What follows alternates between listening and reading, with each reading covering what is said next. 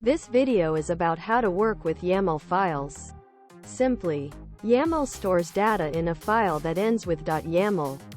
We have an example with example.yaml. It has data regarding an income statement. Each individual element in the YAML file starts with a dash.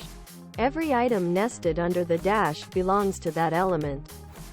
YAML files allow for comments and nested items. We have comment year 1 and year 2.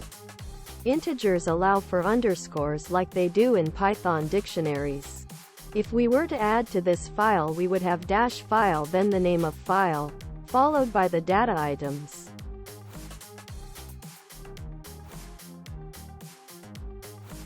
To work with YAML data, you need to install the pyyaml library.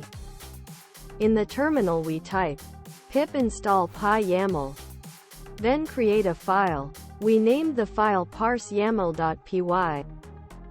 Import YAML. To load any file in Python, use the with open function statement. Inside the open function is the path to where the .yaml file is. The letter R means read in the data as F.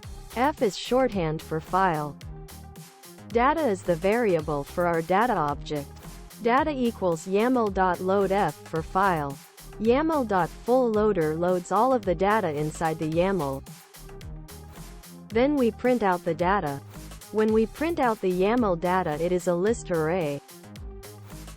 To continue with the printing all of the data, we now print the length of the data.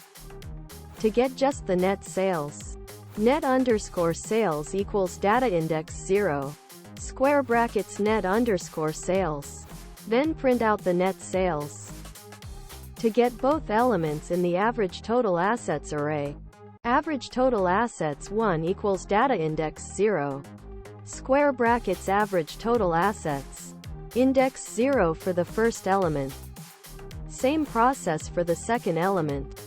X equals average total assets 1 plus average total assets 2. And print out the information. In the terminal we run the file. We get 1 printed as there is 1 element in the YAML list array.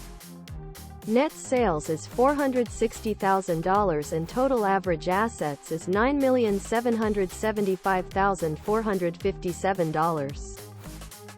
If you wanted to, you could make Python function to do more calculations. While YAML works fine at small scale, it is not advised to use at scale for common Python tasks. And that concludes this video.